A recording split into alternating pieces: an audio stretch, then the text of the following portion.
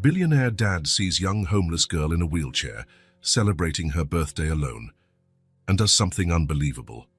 The cold wind cut through the air of the empty city square that winter afternoon. Snowflakes fell lazily, covering the wooden benches with a thin white layer. Silas adjusted the scarf around his neck as he kept walking, his eyes fixed on the illuminated screen of his cell phone. Work notifications kept flooding in, each demanding immediate attention. His finger slid across the screen, automatically replying to messages while his mind calculated deadlines and problems.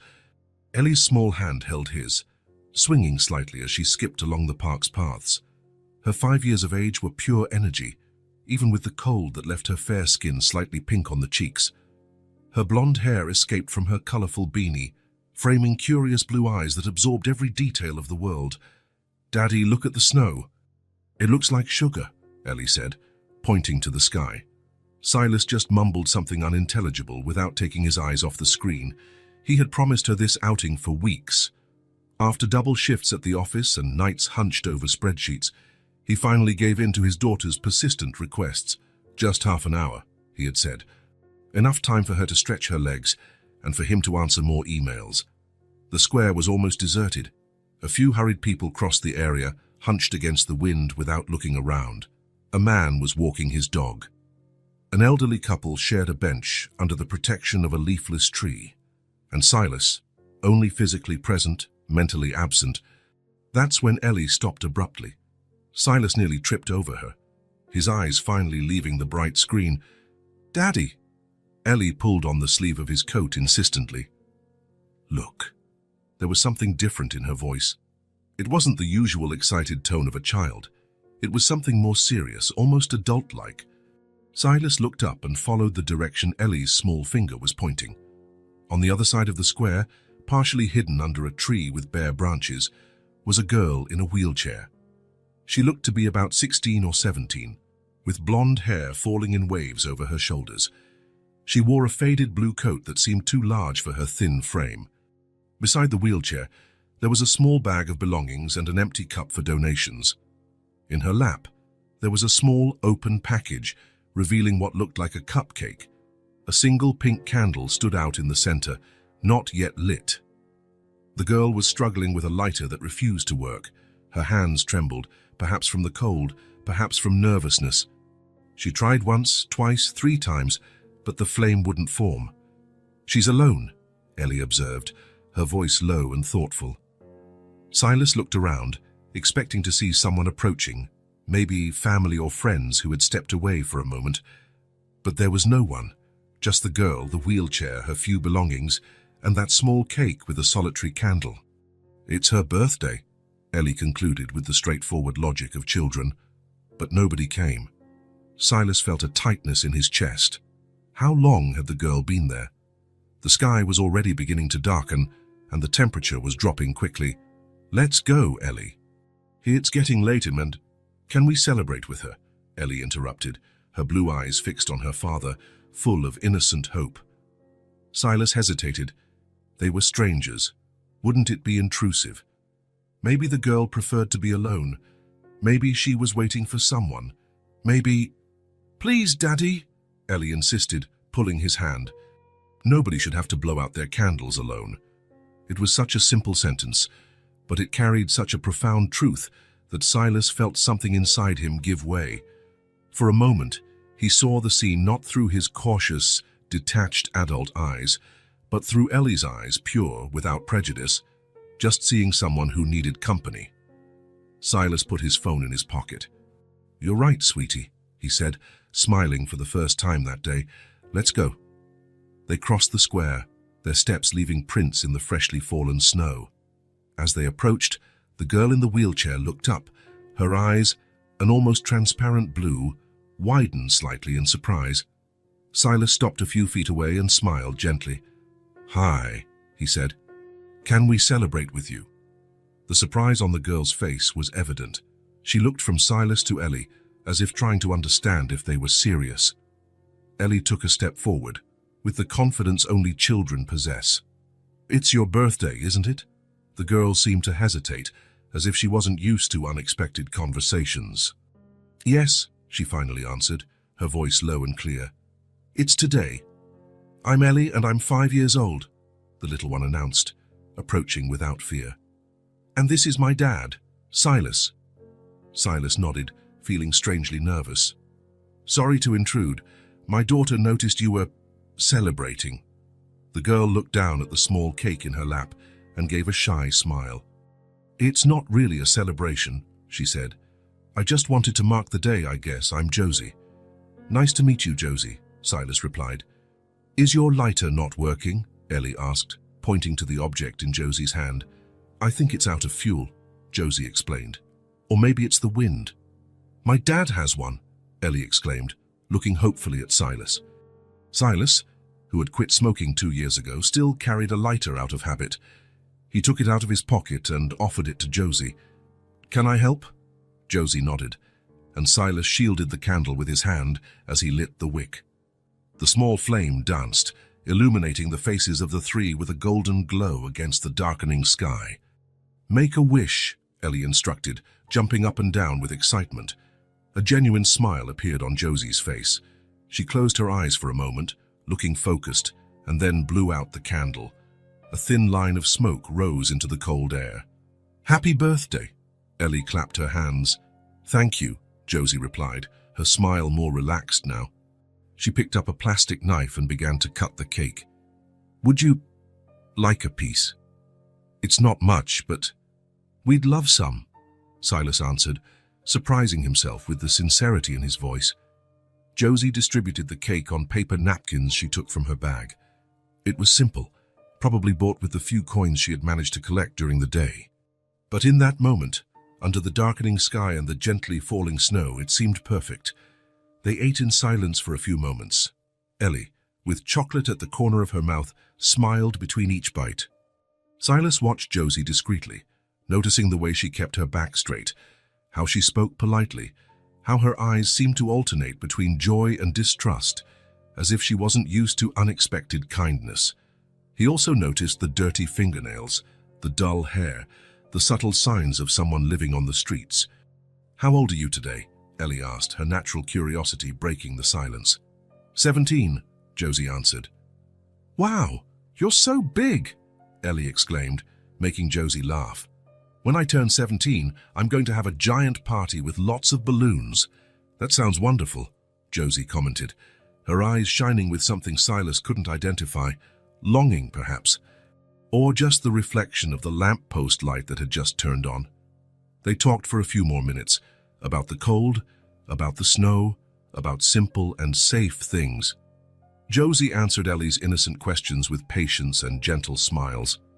Silas contributed occasionally, but mostly he observed the interaction, touched by the ease with which his daughter built bridges where adults saw walls. When the cake was gone and night had truly fallen, Silas realized it was time to leave. Ellie seemed reluctant, but the cold was deepening and her nose was already red. "We need to go," he said softly. "It's getting too cold for Ellie." Josie nodded, understanding. "Of course, thank you for stopping by." There was so much unsaid in that simple sentence. "It was a pleasure to meet you, Josie," Silas said, feeling the words were inadequate, but not knowing what else to offer. "Happy birthday," Ellie declared, taking a small step forward and, to everyone's surprise, giving Josie a quick hug. "Your cake was delicious." Josie seemed to freeze for a moment, but then her arms lightly wrapped around Ellie in return. "Thank you, Ellie," she murmured. "Feel like it was the best gift I received today." As they pulled away, Silas noticed something different on Josie's face, a softness that wasn't there when they arrived. "Happy birthday, Josie," Silas said, waving goodbye. As they walked away across the square, the snow falling heavier now, Silas realized his phone was still in his pocket. Forgotten. The notifications, the emails, the deadlines, none of it seemed as urgent as it had an hour ago. "Was she sad, Daddy?" Ellie asked, her small hand held tightly in his. Silas thought for a moment. "I think maybe she was, but I hope she's less sad now." "Me too," Ellie agreed, looking back one last time. In the distance, under the yellowish light of the lamppost, Josie remained seated, looking at the empty cake wrapper. She readjusted her bag of belongings and moved her wheelchair a little. probably looking for a sheltered spot to spend the night. For a moment, Silas had the impulse to go back to ask if she needed help, if she had anywhere to go. But something stopped him. Perhaps respect for her space, but perhaps his own discomfort. Instead, he squeezed Ellie's hand and kept walking, carrying with him the image of those transparent blue eyes and the certainty that, on that cold winter afternoon, his daughter had taught him more about humanity than all his years of adult life. A week had passed since the encounter in the square. The snow had subsided, giving way to a dry cold that left the sky an almost painfully clear blue. Silas had returned to his routine: wake up early, drop Ellie at school, dive into meetings and spreadsheets, pick up his daughter, prepare dinner, check her homework, put the little one to bed. A perfect und efficient and predictable cycle. But something had changed. Little pauses appeared in his thoughts, moments when his gaze would drift out the office window, instances when he would catch himself remembering transparent blue eyes and a shy smile under the light of a lamppost. Josie. He didn't know her last name. He didn't know where she came from or where she was going, only that she had turned 17 alone, in a wheelchair, in a freezing park. And that, by all indications, she had no place to call home. The unasked questions bothered him like a stone in his shoe, impossible to ignore completely. That night, as he was brushing Ellie's teeth, the little girl looked at him through the mirror. "Daddy?" "Yes, Princess." "I wonder if Josie is there again, in the park." The toothbrush stopped mid-motion. Silas met his daughter's eyes in the reflection, so much like her mother's that sometimes it hurt to look. "Why are you thinking about her?" Ellie shrugged, that universal gesture of children who know more than they can explain. She looked lonely and cold. Silas rinsed Ellie's mouth and helped her dry off. They went to her room, where he tucked her under the star-patterned comforter. "Sometimes people prefer to be alone, Ellie. Do you prefer to be alone, Daddy?" The question hit him like a punch to the gut. Since Clara's death 3 years ago, he had built a functional life for the two of them. Efficient, practical, lonely. "Not always," he answered honestly. But I'm okay having you." Ellie watched him with that seriousness that sometimes appeared on her 5-year-old face. "Can we go see if she's there tomorrow?" "Please." Silas hesitated. What did he expect to find? What would he say? It was likely the girl wouldn't even be there anymore. It had been just a coincidence, a fleeting moment of connection that now belonged to the past. "I have an important meeting tomorrow, Ellie." After the meeting, Silas smiled at his daughter's persistence. "We'll see," he said, kissing her forehead. "Here, now sleep." But the next morning, as he helped Ellie pick out warm clothes for school, she returned to the subject as if they had never stopped talking about it. "If Josie is in the park today, can we bring her hot chocolate? She must be cold. And maybe a sandwich. I don't think she eats well." Silas stopped buttoning Ellie's coat, surprised by his daughter's perception. "Ellie, sweetie, we need to talk about expectations. Josie probably won't be there. It was just a casual encounter." "But what if she is?" The simple logic of children had the power to disarm any adult argument. Silas sighed. "If, by some miracle, she's there, yes, we can bring her hot chocolate. And a sandwich." The smile that lit up Ellie's face was like a ray of sunshine. The meeting was tense, numbers that didn't add up, tight deadlines, dissatisfied clients. When Silas finally left the conference room, his head was throbbing. He checked his watch. He still had time to pick up Ellie from school and no, it was a foolish idea. The girl wouldn't be there. It would just be a waste of time. Even so, when he picked up Ellie and she asked, her eyes full of hope, "Are we going to the park now?" Silas found himself unable to say no. "Just for a little while," he relented. "And we'll buy the hot chocolate and a snack on the way." The coffee shop near the park was almost empty. Silas ordered 3 hot chocolates and 3 sandwiches, just in case, he explained when the barista raised an eyebrow. Ellie swung her legs, anxious, as they waited. "What if she likes marshmallows?" she asked suddenly. "Who doesn't?" Silas smiled, asking for some extras. The park seemed larger in the daylight, without the falling snow to soften its edges. Ellie held the bag with the cups of hot chocolate tightly, while her eyes scanned every bench, every corner. It was Silas who saw her first. In the same spot as the week before, under the same leafless tree, was Josie. Her blonde hair was tied in a ponytail today, and she wore the same faded blue coat. The same small bag of belongings hung from her wheelchair. The donation cup was beside her, with a few coins at the bottom. She was looking at a book open on her lap, completely absorbed. "It's her," Ellie whispered with an almost reverent joy, as if they had found a hidden treasure. Silas felt a wave of conflicting emotions, relief that she was okay, concern for what it meant to find her in the same place again, curiosity about her story. "Let's go slowly," he instructed Ellie. "We don't want to startle her." They approached with quiet steps. When they were a few feet away, Josie looked up.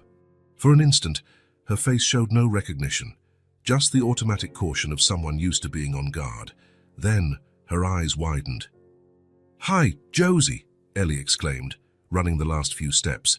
A genuine smile lit up Josie's face, transforming it. "Ellie, Mr. Silas, you came back?"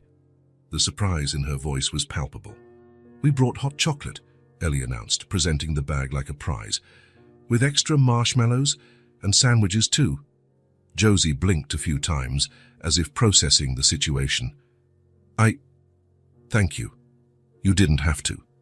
Silas approached, nodding with a smile. "Jas, we hope we're not interrupting your reading." Josie quickly closed the book. Silas managed to glimpse that it was an advanced math textbook. "Not at all," she replied. "I was just passing the time." Ellie was already handing out the cups, careful but determined. "Yours has more marshmallows," she informed Josie seriously. "Jas, because you're our special guest." Josie accepted the cup with a soft thank you. Her fingers were red from the cold, Silas noticed. Her nails, though dirty, were short and neat, a sign of someone trying to maintain dignity even in difficult conditions. "You really shouldn't have," she said, but her eyes said something else, a deep gratitude for a simple gesture. "It's no trouble," Silas assured her, sitting on the bench next to her wheelchair. Ellie immediately climbed up beside him, swinging her legs. Josie held the sandwich as if it were something precious, taking small, slow bites, clearly savoring every mouthful. Silas noticed how she ate methodically, like someone who doesn't know when their next meal will be. For a few minutes, they just ate in a comfortable silence. Ellie had a chocolate and marshmallow mustache that made Josie smile every time she looked. "So," Silas finally began, searching for the right words, "do you come here often?" It was a mundane question, but Josie seemed to consider it seriously. "Almost every day," she replied. "It's quiet. People usually leave me alone, and some are kind and leave a few coins." "Except for us," Silas noted with an embarrassed smile, who came back to chat. "You're different," she said, and there was something in her voice, a certainty that surprised Silas. Ellie, finishing her hot chocolate, looked at Josie with curiosity. "Where do you live, Josie?" A brief flash of tension crossed the girl's face. She took a sip of her chocolate and, as if buying time, "In different places," she finally answered. "I don't have a permanent address right now." Silas felt his heart ache. The implications were clear, but he didn't want to press her. "And your family," Ellie continued, "with the innocence only children possess." Josie looked away, her eyes fixed on a distant point.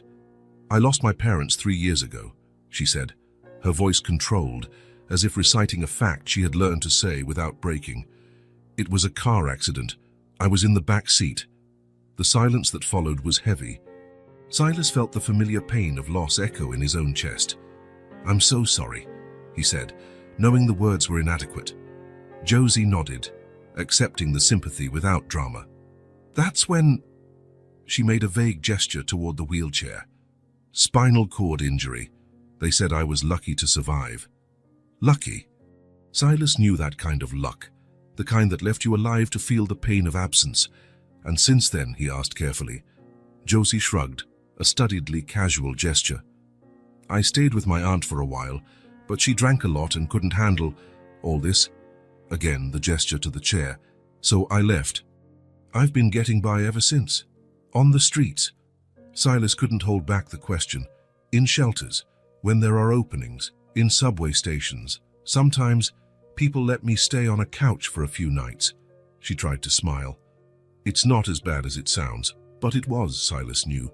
It was exactly as bad as it sounded, maybe worse. A teenager, in a wheelchair with no family, sleeping wherever she could. My mommy went to heaven too, Ellie said suddenly, her small hand finding Josie's. She got really sick. Daddy says she became a star. Josie looked at Ellie, surprised, then at Silas. There was a new understanding in her eyes, the recognition of a shared grief. I'm sorry about your mum, she said softly to Ellie. Sometimes I get sad, Ellie continued, but Daddy hugs me tight and it gets better. Silas felt his eyes sting. Clara had died when Ellie was only 2, an aggressive cancer that showed no mercy. Sometimes he wondered how much Ellie actually remembered, and how much was from the stories he told to keep her mother's memory alive. Who hugs you when you get sad? Ellie asked Josie, with the direct logic of children. Josie blinked rapidly, caught off guard by the question. I hug myself, I guess, she replied, trying to keep her tone light. I'm good at it. Ellie frowned, clearly unsatisfied with the answer. Can Josie come with us, Daddy? We can hug her when she gets sad. The question hung in the air like an ice crystal, fragile, shimmering, and potentially dangerous. Silas saw the alarm in Josie's eyes, the sudden tension in her shoulders. Ellie, we can't just... No, Josie interrupted quickly. That's very kind, Ellie, but I don't want to be a bother. You've already done so much just by coming back. There was something in her voice, a mix of gratitude and resignation that broke Silas's heart. How many times had this girl been let down? How many times had she gotten her hopes up only to see them vanish? Where are you going to sleep tonight? Silas asked, his voice firmer than he expected. Josie looked away. There's a shelter on Maple Street that sometimes has beds. I'll try there first. And if they don't have any, she shrugged again. The central station is heated. The security guards let me stay if I keep a low profile. Silas felt something inside him break, that final barrier of distance he had maintained since Clara's death, the barrier that said, don't get involved, don't complicate your life, stay safe. Ellie's right, he said softly.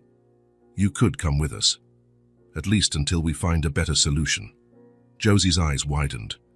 Mr. Silas, I can't accept. You barely know me. I could be anyone. You're Josie, Ellie declared with conviction, and you like marshmallows. An involuntary smile curved Josie's lips. It's not that simple, Ellie. Actually, Silas intervened, there are procedures for this. Temporary foster care. I can talk to social workers, do everything officially. He was thinking out loud now. Our house has a spare room, and the downstairs bathroom is accessible. Clara, my wife, used it during her illness. Josie looked at him as if he had started speaking another language. Why would you do that? She finally asked, her voice almost a whisper. It was a fair question. Why would he, a widowed man with a young daughter, complicate his organized life for a stranger? He didn't even know the full answer himself. Maybe it was the echo of his own loss that he recognized in the girl. Maybe it was the way Ellie lit up around her.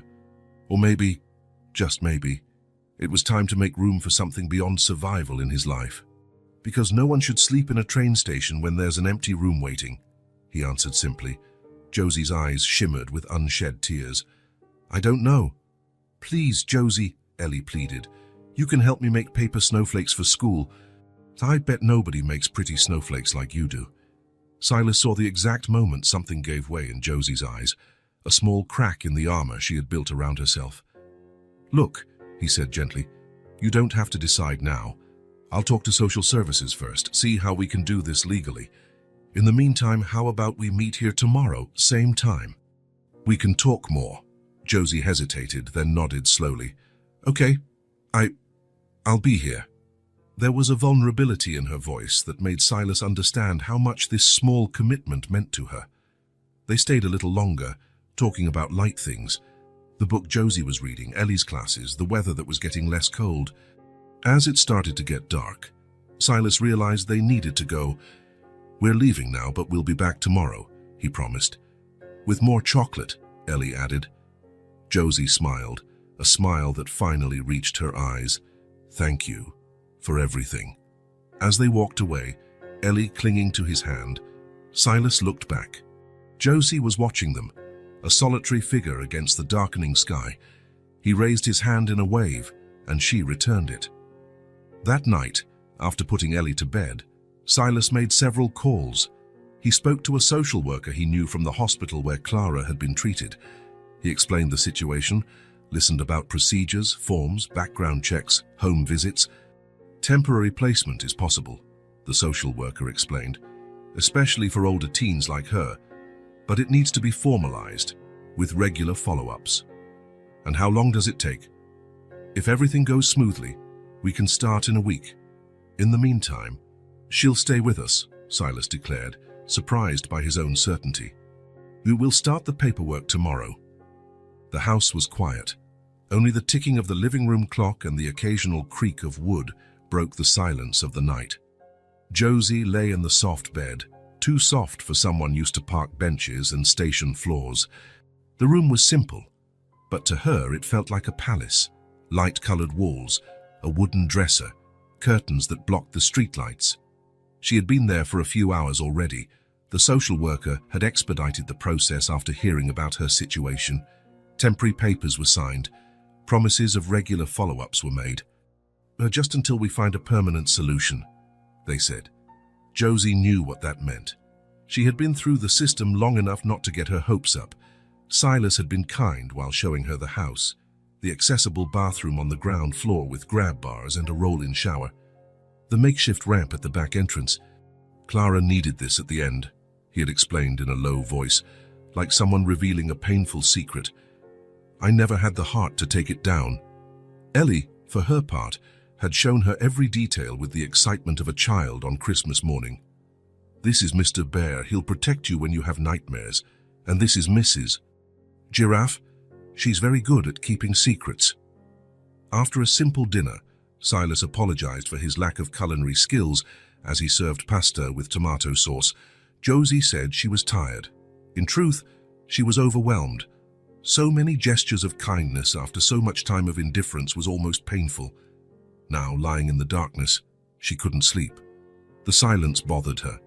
Paradoxically, she missed the constant noise of the streets, of crowded shelters, of busy stations.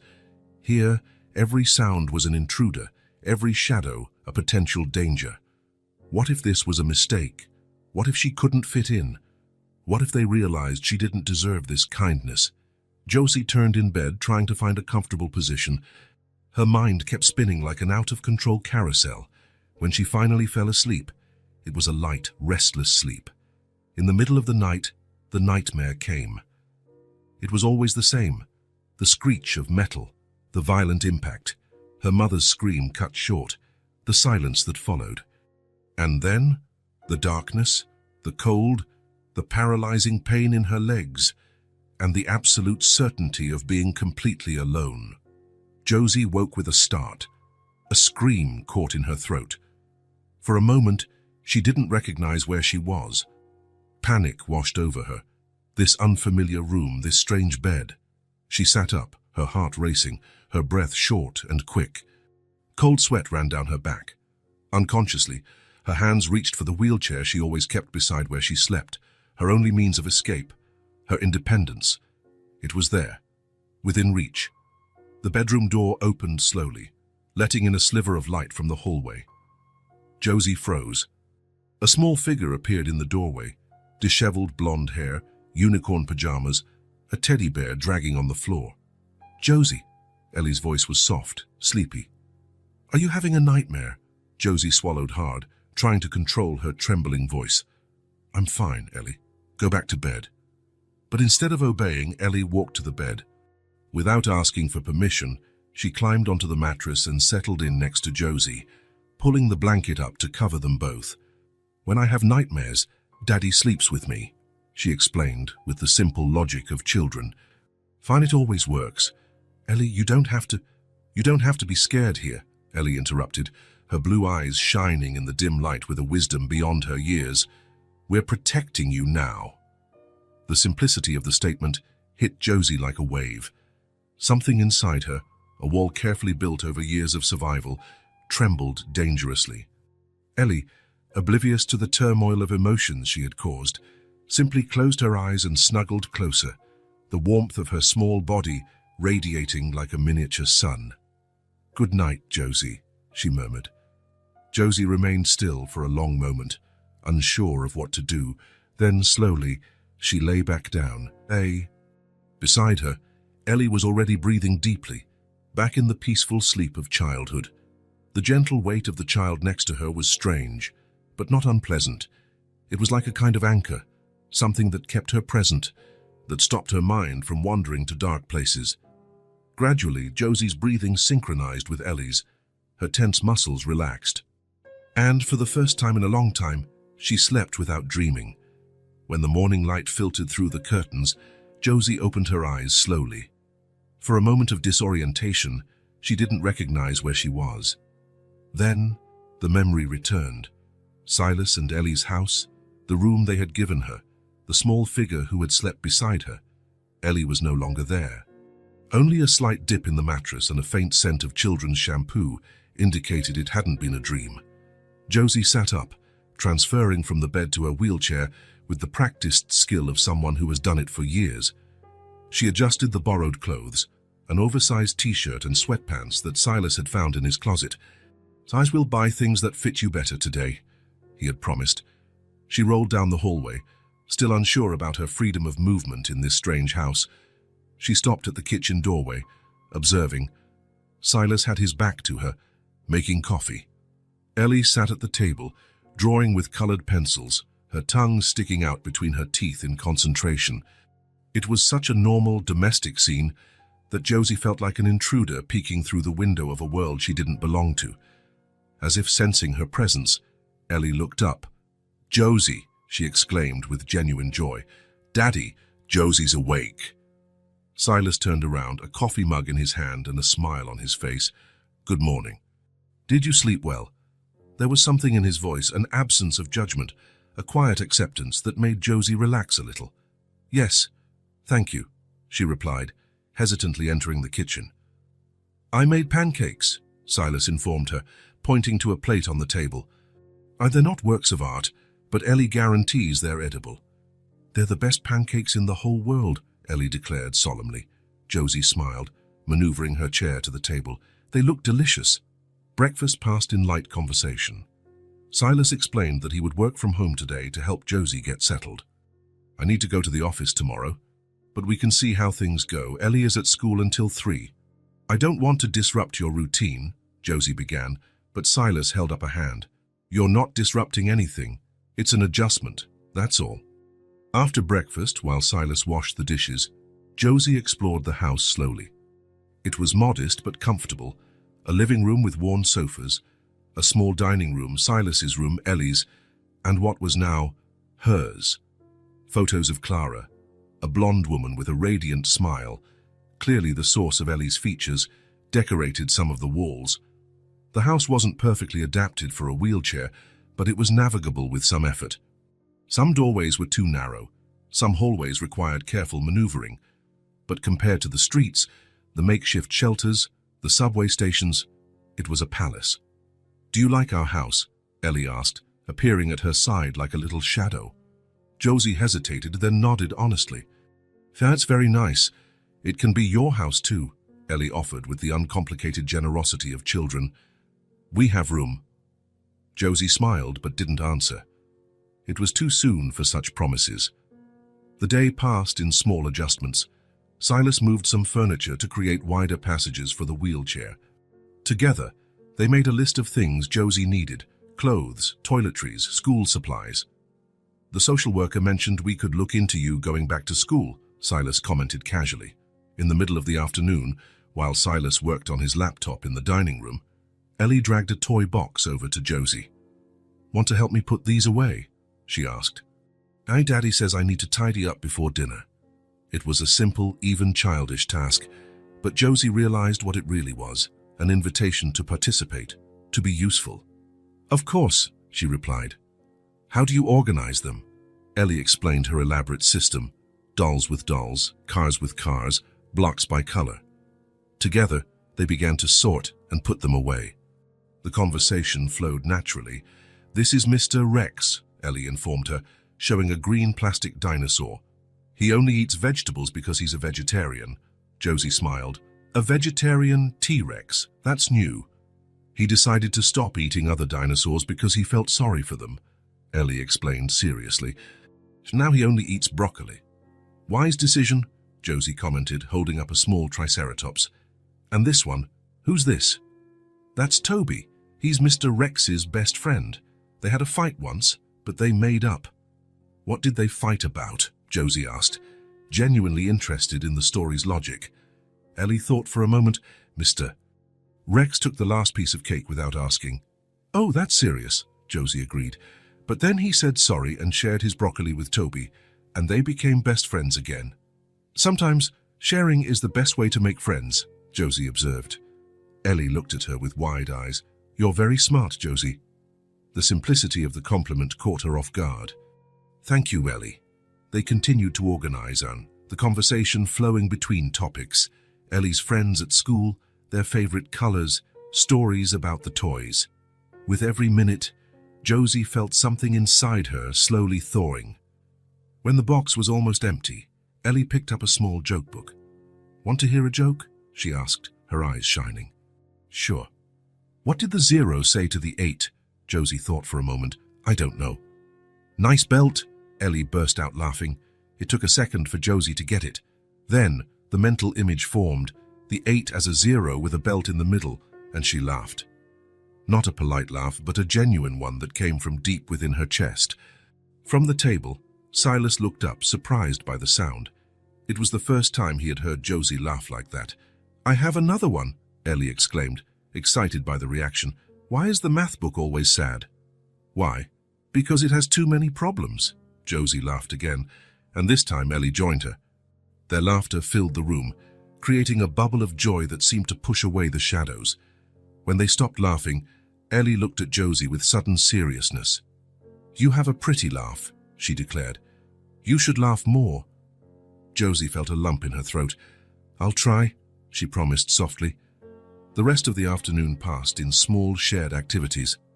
Josie helped Ellie with her homework, simple addition that the little girl found super hard. They shared a snack, jelly sandwiches that Ellie insisted on making by herself, resulting in more jelly on her hands than on the bread. In every interaction, Josie discovered that her wheelchair wasn't the obstacle she feared. The house wasn't perfectly adapted, but she found ways to navigate, to adjust, to participate. And more importantly, Ellie treated her with a refreshing normality, no pity, no discomfort, just natural acceptance. By the end of the day, as they ate the pizza Silas had ordered, "Friday is pizza night," Ellie informed her with authority. Josie realized she had spent hours without thinking about running away, without planning her next move, without worrying about where she would sleep or what she would eat. She still felt out of place, like a puzzle piece put in the wrong box. But for the first time in a long time, she also felt safe. Not completely at home, but protected. As if the walls of that simple house formed a fortress against the world that had hurt her so many times. When Silas asked how her day had been, she answered honestly, "It was good." And later, as she helped clear the dishes, insisting she could and wanted to help, she overheard Ellie on the phone with her grandmother, Silas's mother. "Grandma, I have a new best friend living here now. Her name is Josie, and she can do funny voices for the toys. And she knows math jokes. Best friend." The words echoed in Josie's mind. She glanced at Silas, who was drying a glass, pretending not to listen to his daughter. Their eyes met briefly, and he offered a small smile, not of pity, not of charity, but of understanding. Nothing was said, but everything was felt. That night, when she lay down in the same strange bed, Josie realized it didn't feel so strange anymore. The silence was no longer oppressive, but calm. The shadows weren't threats, just shadows. She still didn't know how long this would last, how long until the social worker found a permanent place, how long until Silas and Ellie realized what an inconvenience she was. But that night, for the first time in 3 years, Josie fell asleep without fear of tomorrow. The social worker's office smelled of stale coffee and paper. Sandra Jenkins, a middle-aged woman with deep dark circles under her eyes and a tight bun, sorted through a pile of folders while Silas waited, sitting in the uncomfortable plastic chair. It was already his third visit in 2 weeks. "Sure, here it is," Sandra murmured, pulling out a folder too thin to contain the 17 years of Josie's life. The case